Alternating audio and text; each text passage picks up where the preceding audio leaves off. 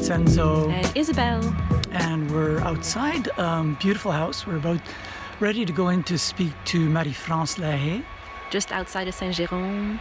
It's quiet here, or at least it was until the leaf blower went off a second ago, but other than that, it's super quiet. Yes, really nice out here. But it's gorgeous, I have to say. There were ups and downs and swerving, and I thought, oh my God, where am I going? And Yes. then we end up here, and it's super quiet. Yeah. I could hear chipmunks, I could hear the birds, and it's really refreshing to be out here in nature. I can understand why Marie-France picked this place to live. Beautiful place. So, we'll see you in a little bit. Stay tuned.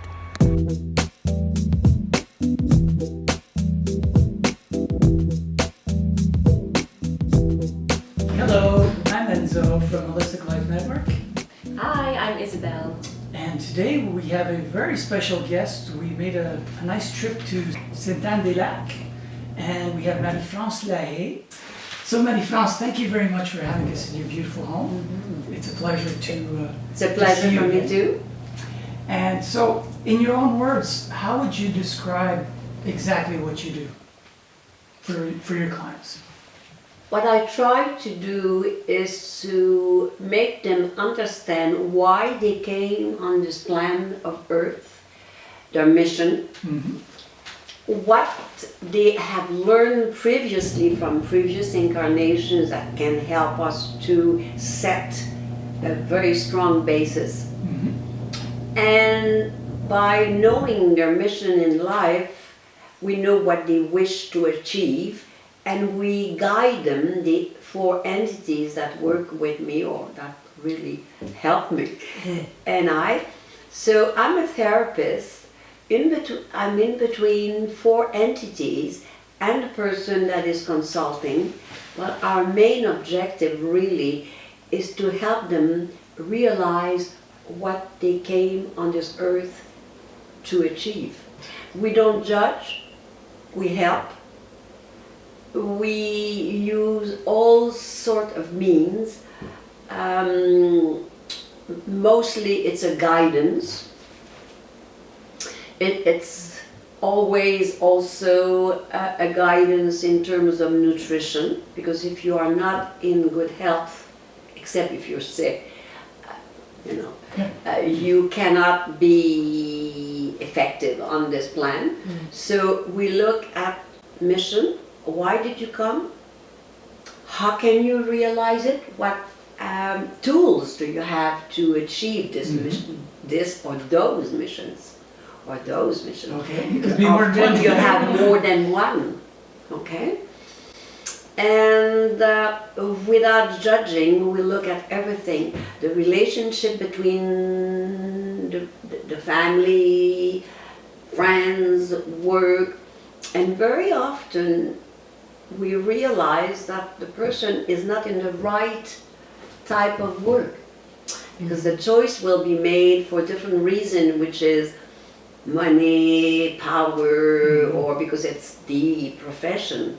Because they're not aware at that point. They are not aware of whom they are, or where they come from. And the problem is that everything that is pertaining to religion and the medicine is avoiding this issue. Yes. Because if they had to talk about it, then they would act differently. Mm-hmm. You see?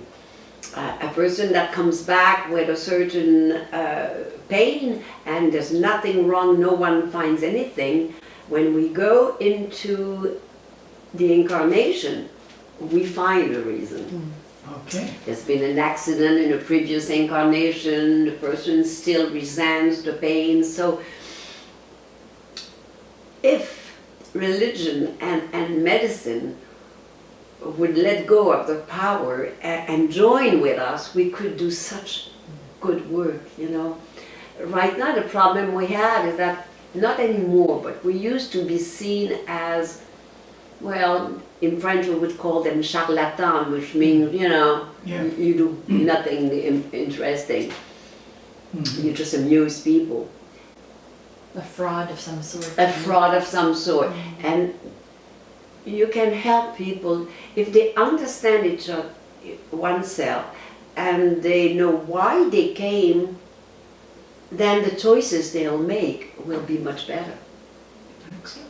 I'm curious about something you said, because I want the viewers to understand how you work. You mentioned entities. Could you explain to us who they are and how you communicate with them? I've been working mostly 35 years, because I started around 4 years old, so it's about 35 years old. The 4 entities came to me the first time I made a reading. They are over the archangel. You have the angels that will guide a group of souls when they are in the light. Then you have the archangel, which is one Step above. step above. You do have in the other dimension an analogy with what is happening on Earth. You have different Hierarchies. hierarchies, yes. So those who help me are over the archangel. They are what we call ascended masters. Okay. Meaning that they have not only mastered their own lives, they have been angels guiding souls in and out of incarnations. They have been archangels guiding the angels through their work. We go up. And the ascended masters don't have really to learn for themselves. What they have to learn, or what they do, is to guide people like me. I see.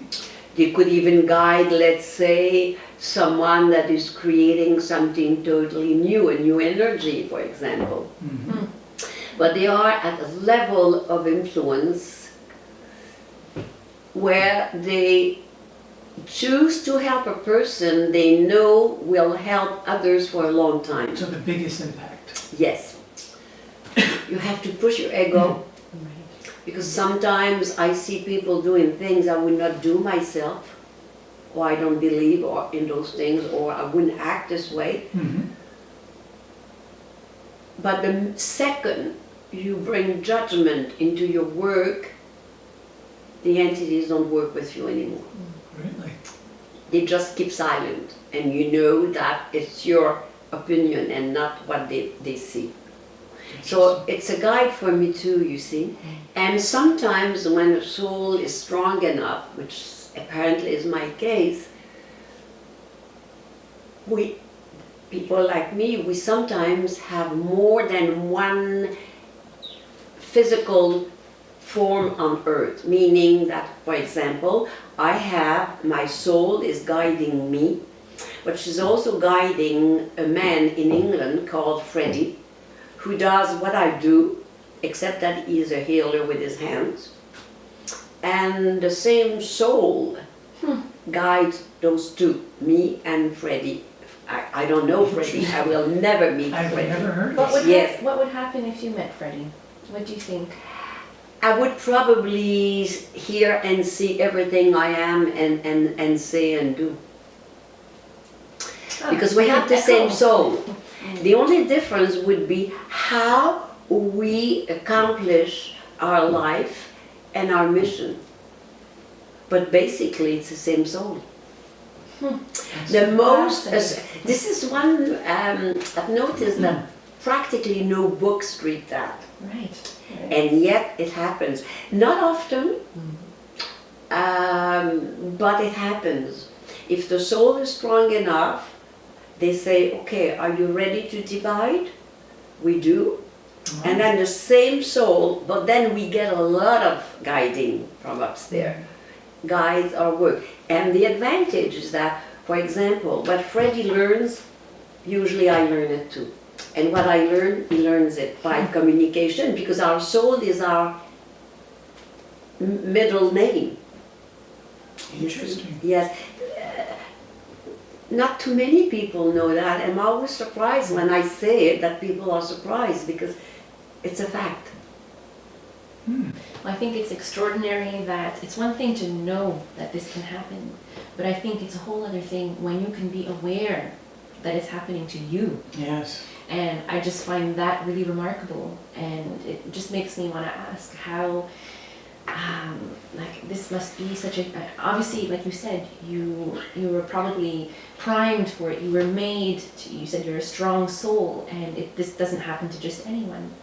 But how do you go from being born, going through childhood, learning through being influenced by our environment, and then when we through our 20s and our 30s we kind of come back to the source or come back to who we are. I'd like to know, what was it like going from being under the influence of your physical environment and your family and all of that to coming into all Very of this? difficult. You have to go back to the time. I was born in 1942, which doesn't make me that young, but I'm aged but not old. Okay? You're wise. That's important. It makes usually a very difficult childhood, okay? Because people do not understand you. For example, one day my father was reading the newspaper, it was dinner time, I was sitting across, I looked New York, whatever, and I say to my father, I'm 13 years old, Dad, we should go to New York, it's urgent before it's destroyed. Well, my father looked at me and he said, you're crazy, and I know New York will be destroyed, and so did Edgar Casey, okay? And then one day I said to my father, let's go to Japan because that Japan will be flooded totally, it will disappear from the sea. My father looked at me and thought I was crazy, And I had a difficult childhood, extremely difficult. But I was saved because 2 years I was brought up by my grandmother and my aunt, and my grandmother she did not know it, but she was a psychic. I know now. And they were very nice to me, so that helped. But until I was an adult, capable of making my own decisions, it was difficult because you always feel that you're not like the rest. You see, nowadays it's easier because we have been talking about those power, but when I was a young girl, it was difficult. I think if in a past conversation we had, I think you said you were a typical young woman that really didn't know what her power was, and somebody approached you and told you that you should be doing this. Actually, I never knew I had those capacities until one day I was working, actually I was working with immigrants because I speak 3 languages. I was at the federal government working with immigrants, and one day one of my colleagues, a Québécois, called me on Friday and said, well, we have a friend and she committed suicide, she's still alive, but she's barely making it, it's the 5th time, could you come and do something? And I said, why me? Oh, why? And he answered, well, he said, you're a psychic. And I didn't know.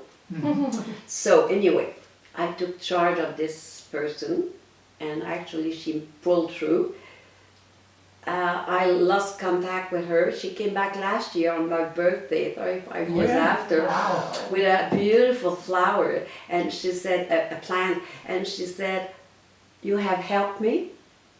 I never tried to kill myself after that, and I'm doing exactly what you're doing. Wow. So, this is how it started. Then after that, other colleagues sent me people, but all the time, that time I was kind of wondering why. Very interesting. You see, when you have no ego, and you let life flow through you, you do what you have to do. And my grandmother, I remember when I was young, told me a few times that I was different, that I was not like the rest of the family, but I did not know what it meant at that time, I had no feelings. And then I lived in many countries, in Africa, in Europe, out west, British Columbia, Guatemala, and I learn about people's life, their problems, to realize that the color change, the religion is different, but human beings are the same. We all go through the same experiences. They're the same. So, but my main objective is to help them to be better, to do what they have to do. Yes, I'm curious. So you've talked a bit about how your gifts have helped other people, and I'm just curious, how have you embraced this gift for yourself? You know, how does this enrich your life? It helped me to forgive what has to be forgiven. Oh. I had a very special childhood. All my sisters and brothers, I only had one brother, resented it like me. And I learned to forgive. What it gave me is that, first of all, I learned that I was not the only one to have had a difficult childhood. By helping others to heal that, I healed myself. And by understanding that we are growing, I always show my customers that the growing of the soul is like a pyramid. You know, you start at the base, you have a lot of work to do, and as you go up, it's harder, but you're going to the top. Okay. So, personally, it helped me understand that, which helped me to forgive my parents, or forgive anyone who was not nice to me. Because understanding the karma, you understand that we don't come at the same level. It's like going to school. You have grade 1, but you have grade 6, right? Or you have secondary 1 and you have the 5th. So depending, helping others helped me to have a broader view of lives, of mine, helped me to forgive. And from there, it helped me to teach people to forgive those who have done wrong to them. Because if you don't do that, you remain with anger. Yes. And anger is an enemy. And causes disease and... Right. And fights and wars and so, yes, it helped me a great deal. It also taught me to like small things, animals, they're not small, nature, to be present, to be part of it, to be helpful. So yes, it has helped me. Actually, what I am doing made me a better person, a much better person. It sounds also like it made you more connected. So you're talking about, you know, with animals and nature, but I think that when we can forgive, then we remove this illusion of being separate and being the victim of or the perpetrator of. We are one. Yes. Here's a big sort of question. We were talking a little bit about off camera before. As you give messages to your clients, do you find there's a pattern in society? Like, yes. In general, are we going in a bad direction or a good, positive direction? Okay, the question needs to be dissected a little bit. Maybe globally. Globally, we are going in a direction, but that's not the right one. This is the one that Lemuria took, that Atlantis took, Yes. meaning overpowering the others, okay? But you have to remember something. Every time a world ends, which is the case, on December 2022, we will be finishing 28,862 years of a world to start a new one. But every time a world ends, the one that follows is in a higher dimension. For example, we are leaving the third dimension to go to the fifth dimension. Okay. What does that mean? The fifth dimension will see more love. We'll see a more human medicine. Is it a non-physical world at this point? No, it's going to be a physical It is, world. okay. It's going to be Earth. We will be in communication with extraterrestrial all the time, because that's another thing that they Yes. hide from us. And they are all over the place. Mm-hmm. I've met some. I've exchanged with extraterrestrial. 3 of them lived on our ground, on our land, and my son and I, we met them. So it's not a mystery, you know? Okay. So is the big percentage of population going the right way? No. But they are going the way they know only. Okay. Okay? About 15 to 20% of the world's population is evolved to different degrees, but is evolved. And we don't need more than that to reconstruct the world. So it means that those who will be leaving us by what will happen will be resting a long time above, and they will be redirected to other planets, because we have 3 other planets that are about the same as the Earth. Okay? And they will have to continue their incarnations path, but they will not be able to come here for a long, long time, because the group that will remain here will become wiser, better. And so it's going to be the same thing happened after Atlantis. The only problem we had is that we went back to violence. And this time we have to avoid it. So the global mission, the collective mission of the remaining group on Earth will be to evolve in love, with compassion, helping others. And if you look around you, you will find that there's 1 person out of 7 that is evolved. Make the 1 out of 7. I'll have to pay attention next time. I agree with you. I mean, I can relate to this, like, you know, I was having this conversation with someone recently. It doesn't happen all the time that I meet someone who blows me away, or who just, you know, there's this category of people that when you meet them, you just feel good in their presence.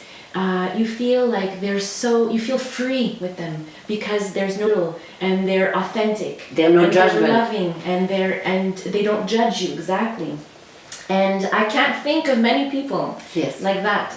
And what we have to do is we have to have compassion, understanding, and love for those who have more to learn. But we also have